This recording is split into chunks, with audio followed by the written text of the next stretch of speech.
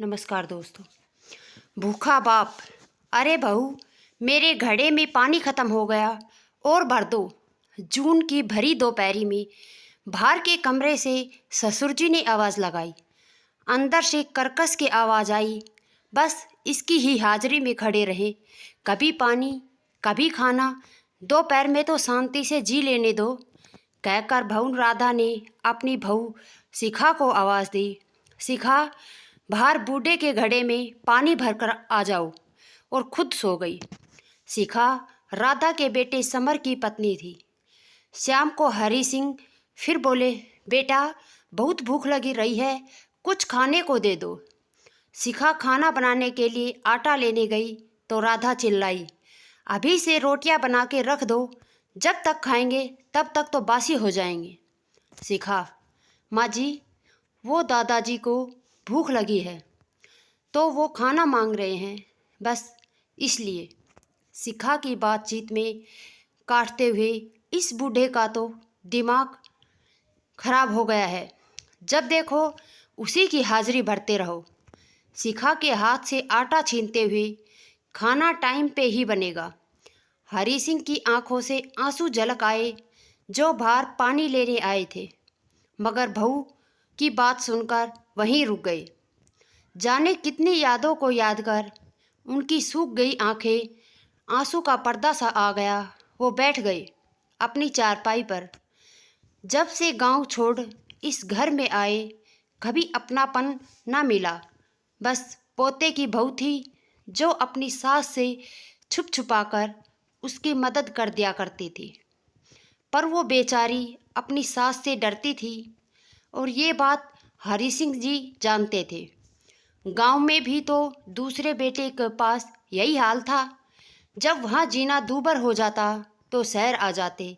हरि सिंह जी का बेटा होता था, तब तो खाना पीना सब टाइम पर हो जाता था। पोते की बहू भी सब काम बिना डरे कर देती थी।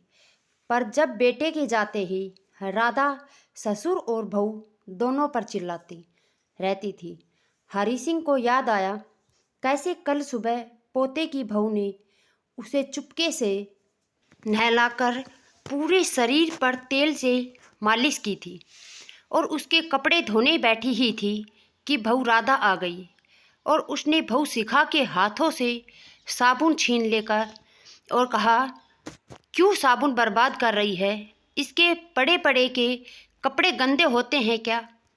और पोते की बहू शिखा मन मारकर रह गई, और चुपके से छपाते हुए अपने आँख पोंछते हुए सोच रही थी कि एक बूढ़े बुजुर्ग के साथ ये क्या सलूक है। मेरी आँखों के सामने सब कुछ हो रहा है और मैं कुछ नहीं कर रही। समर को कुछ कहो तो वो भी नहीं सुनता। हरि सिंह जी अपने दोस्तों से बड़े गर्व से कहते हैं, मेरा बेटा शहर में रहता है, पोते का विवाह हो गया, अब मैं बड़े आराम से रहता हूँ, शहर में रहूँगा, कहते हुए अपने दोस्त मित्रों से विदा ली थी हरि सिंह जी ने। लेकिन ये दिन देखना होगा, ये कभी नहीं सोचा था। वो तो पोते की बहू थी, जो चोरी छिपे समय पर खाना दे देती थी। आज सुबह सुबह शिखा चाय लेकर आई और बोली, बाबा लो चाय पी लो, और मैं पीहर जा रही हूँ, बस 4-5 दिन में आ जाऊँगी, बस तब तक थोड़ा एडजस्ट कर लेना, मैं जल्दी आने की कोशिश करूँगी। शिखा की बात सुनने के बाद तो हरि सिंह जी का चाय पीने का भी मन नहीं हो रहा था। वो तो चाहते थे कि शिखा से कह दे, बेटा तुम कहीं मत जाओ, एक तुम ही तो हो जो अपनी परवाह किए बगैर मेरा ख्याल रखती हो। पर वो भी जानते थे शिखा नई नई शादी होकर आई है, तो इसे भी अपने मायके की याद तो आएगी ही। अपने आप को संयत कर बोले, कोई बात नहीं बेटा, तुम जाओ और आराम से जाना। शिखा के जाने के बाद न कोई खाने की पूछता न पीने की। राधा बहुत ठंडे पानी का मटका भी अंदर रखती थी, और सुबह के 10 बजते ही गेट बंद कर सो जाती। पूरी दोपहर छोटे से घड़े का पानी चल नहीं पाता, और हरि सिंह जी की आवाज़ कूलर की वजह से कोई सुनता नहीं। हरि सिंह जी भूख तो फिर भी सह लेते, मगर जून की गर्मी में प्यास से उनका गला सूख जाता। परेशान होकर हरि सिंह जी ने बाहर बने पानी के हौद से पानी निकालकर नहाने के डिब्बे में पानी पिया। आज सुबह सिर्फ पोहे ही खाए थे तो उन्होंने बहुत जोरों से भूख लगी थी, पर उनकी बात सुनता कौन।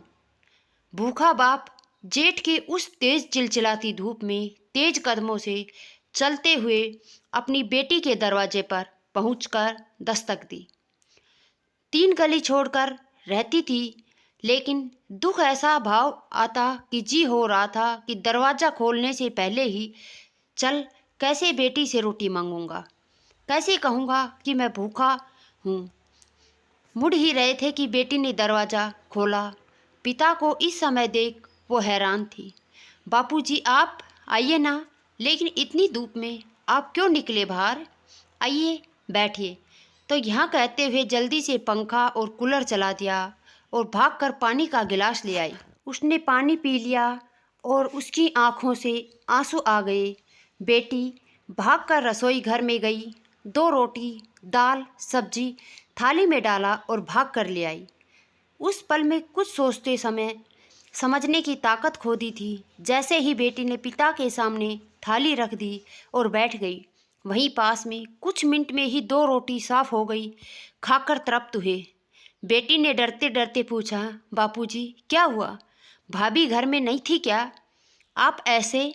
पिता ने बेटी के आंखों से झाँका, फिर कह दी आपने अपने मन की व्यथा, जिसे सुनकर बेटी सन्न रह गई। आंखों से आंसू बह चले।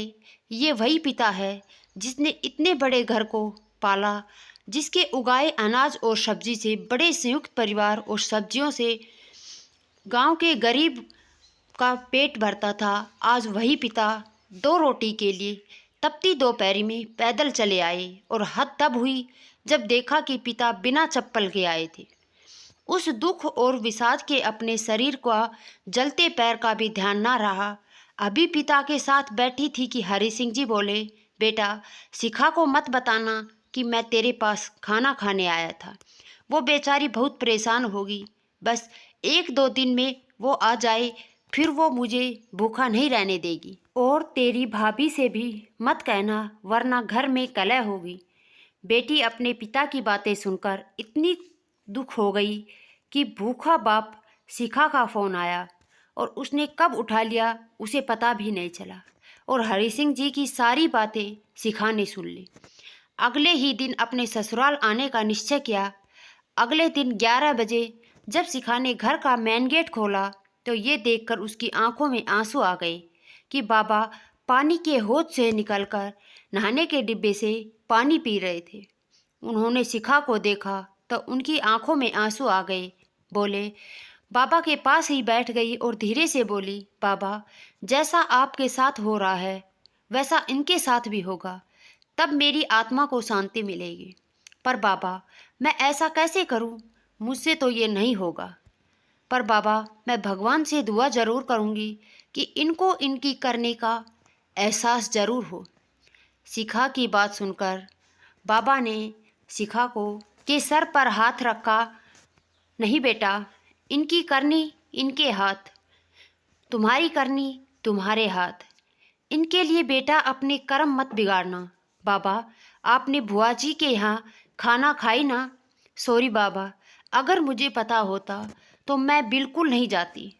इतना कहकर शिखा की आंखों में आंसू आ गए और बोली, बाबा मैं विरोध क्यों नहीं कर पा रही हूँ। बाबा ने शिखा के आंसू पोंछे और उसके सिर पर हाथ रखते हुए कहा, बेटा अब तुम आ गई हो न, अब मुझे चिंता नहीं है। और पक्का अब मैं तेरी बुआ के घर भी खाना खाने नहीं जाऊँगा, क्योंकि अब मेरी बेटी तो मेरे पास ही है। अब तुम जाओ बेटा, आराम कर लो, थक गई होगी। नहीं तो अगर वो जाग गई तो अपन दोनों तो गए। कहते हुए दोनों चुपके से हंसने लगे। दोस्तों आपको ये कहानी कैसी लगी? अगर पसंद आई हो तो लाइक करें, शेयर करें। चैनल पर नए हैं तो प्लीज़ चैनल को सब्सक्राइब जरूर कर लें। कमेंट बॉक्स में अपनी राय जरूर लिखें। धन्यवाद दोस्तों।